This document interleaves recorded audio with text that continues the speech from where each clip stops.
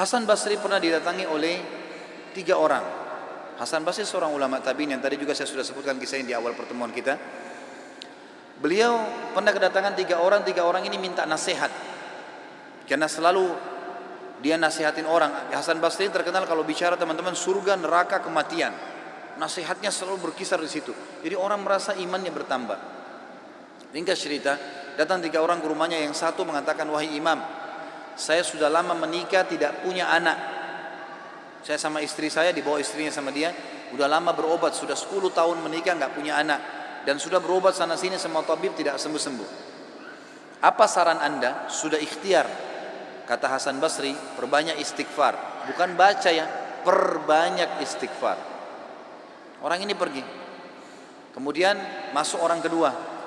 Hai imam, saya sudah lama sakit, di perut saya ini ada penyakit, sakit. Kalau sakit itu luar biasa. Sudah berobat sana sini nggak pernah sembuh. Sudah ikhtiar. Apa saran anda? Kata Hasan Basri, perbanyak istighfar.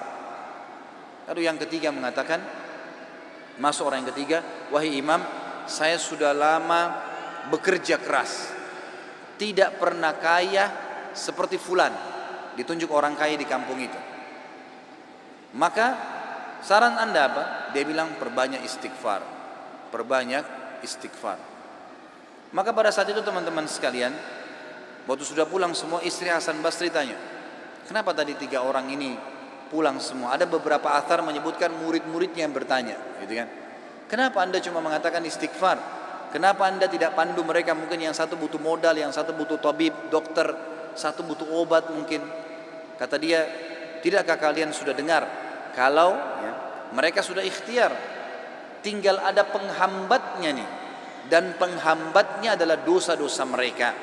Dan Allah sudah berfirman dalam surah Nuh, surah nomor 71 ayat 10 sampai 12. A'udzubillahi minasyaitonirrajim. Nabi Nuh berkata kepada kaumnya, faqultu astaghfiru rabbakum innahu kana ghaffara.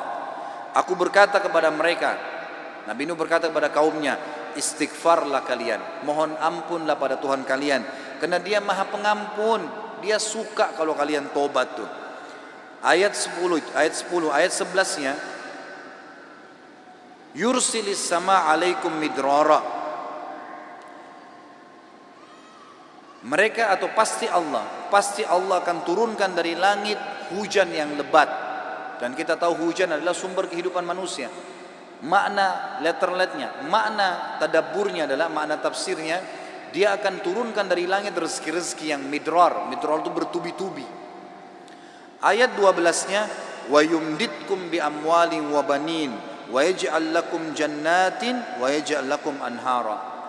Dan pasti dia akan memperbanyak buat kalian. Yumdit, mad ini artinya mendobelkan, melipat gandakan. Dan pasti dia akan melipat gandakan, menambahkan buat kalian keturunan, harta-harta, amwal dan keturunan. Serta dia akan melebatkan kebun-kebun kalian dan akan memperbanyak sungai-sungai kalian, sumber air kalian. Imam Ahmad rahimahullah pernah didatangi teman-teman sekalian oleh seseorang. Maaf, Imam Ahmad pernah di akhir hidupnya. Ini kalau teman-teman yang pernah dengar kisahnya, maaf saya ulangi, karena memang berhubungan dengan poin ini. Pernah Imam Ahmad rahimahullah di akhir hidupnya dia tidak tahu kenapa dia harus mendatangi sebuah tempat. Lalu kemudian dia pergilah ke sana. Setelah dia tiba di kota itu, tiba waktu maghrib, dia masuk ke sebuah masjid, lalu dia sholat maghrib. Habis maghrib beliau duduk rahimahullah dengan membaca Al-Quran. Imam Ahmad ini kalau nggak salah meninggal tahun 240-an, salah satu dari 4 imam madhab ya.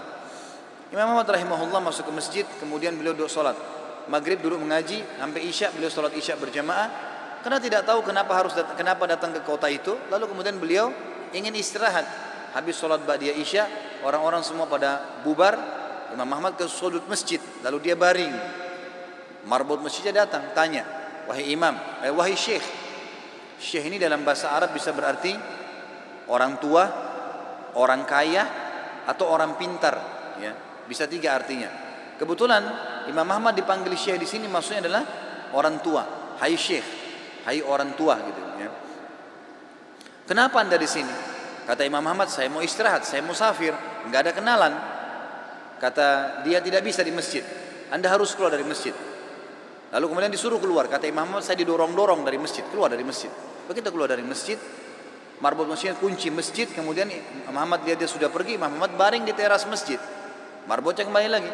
Lalu mengatakan, wahai syekh, ngapain di sini? Dia bilang seperti saya bilang, saya musafir, saya butuh istirahat. Ya. Kata marbotnya, nggak bisa. Ini masjid, peraturan nggak boleh duduk di sini. Lalu kemudian didorong-dorong Imam Ahmad sampai ke jalanan. Di sebelah masjid ada satu orang penjual roti.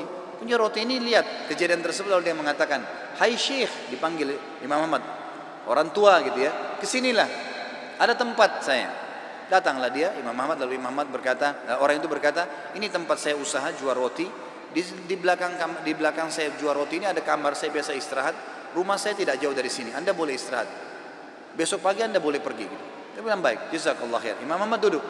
Imam Ahmad ini karena zaman dulu nggak ada foto, orang nggak tahu wajahnya orang, cuma kenal nama.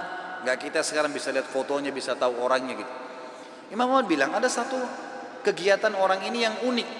Setiap kali orang ini pecahin telur, ambil gandum, ya, tepung, kemudian taruh garam, diaduk, selalu astaghfirullah wa atubu ilaih, astaghfirullah wa atubu ilaih, terus astaghfirullah wa atubu ilaih, terus dia mengucapkan itu. Maka yang terjadi adalah Imam Ahmad bertanya, berapa lama kau amalkan ini? Sudah berapa lama kau amalkan? Kebetulan Imam Ahmad ini di akhir hidupnya ya, sudah sangat tua. Orang ini juga seumur Imam Ahmad. Dia bilang sudah lama, dari saya masih muda. Kata Imam Ahmad, apa hasilnya istighfarmu ini? Dia bilang semua yang saya minta sama Allah dikabulkan. Apa saja? Belum pernah saya minta sama Allah nggak dikabulkan. Tinggal satu yang sudah bertahun-tahun saya minta belum Allah kasih. Kata Imam Ahmad, apa itu? Dia bilang saya minta agar dipertemukan dengan Imam Ahmad. Maka Imam Ahmad bertakbir mengatakan Allahu Akbar. Karena istighfarmu inilah ya, Allah subhanahu wa ta'ala mengutus saya datang ke kotamu ini dan saya tidak tahu kenapa saya datang. Karena istighfarmu lah marbot masjid melarang saya tidur di masjid dan saya didorong-dorong. Istighfarmu lah yang membuat kau menawarkan saya untuk datang dan nginap di tempatmu. Saya Ahmad bin Hanbal. Allah Azza wa Jal datangkan Imam Ahmad ke rumahnya karena istighfarnya. Ini luar biasa. Kisah seorang ibu yang berada di wilayah Kashmir.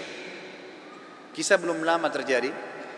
Ibu ini rupanya punya, kalau saya tidak salah cucu atau ada anaknya perempuan, kena penyakit tulang, sakit.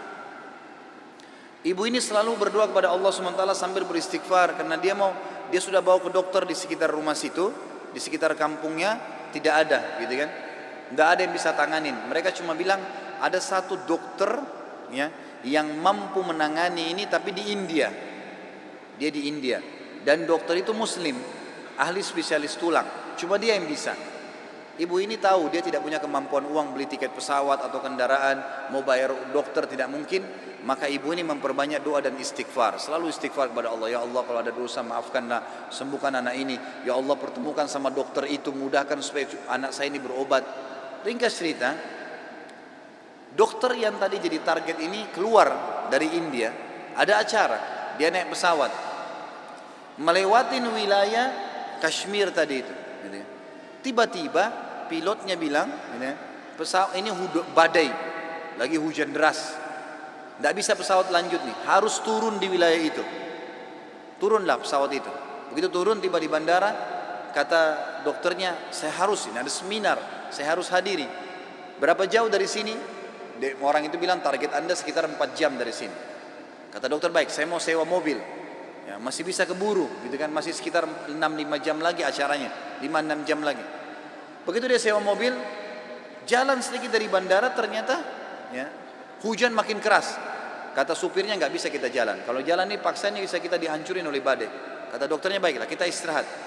Mampir di pinggir, mampir ke sebuah rumah. Rumah itu rumah tua, rumah kayu. Lalu tabibnya ini, dokternya ini naik ke rumah itu, berteduh, ketuk-ketuk, ucapin salam, dijawab waalaikumsalam. Keluarlah seorang ibu. Lalu kemudian dokter ini bilang, maaf, kami ini musafir, hujan lebat, bisa berteduh di sini? Kata ibunya, silahkan. Lalu ibunya itu mengambilkan minuman, dihidangkan minuman. Waktu sementara duduk di ruang tamu, anak perempuan si ibu ini lagi nangis-nangis kesakitan tulangnya. Ini ibu yang tadi sakit tulang. Ini dokter yang jadi target sampai di rumahnya. Lalu kemudian dia berkata tabib ini, kenapa anaknya ibu? Dia bilang sakit tulang. Kenapa kok sakit? Kenapa nggak dibawa ke dokter? Sudah. Tapi kata dokter semua tidak bisa sembuh. Dan dokter yang bisa tangani cuma seorang dokter di India namanya Fulan. Disebutkan namanya dokter ini. Dokternya tiba-tiba nangis lalu berkata, segala puji bagi Allah subhanallah yang telah mendatangkan saya ke rumah ibu. Saya ini dokter yang ibu sedang targetkan.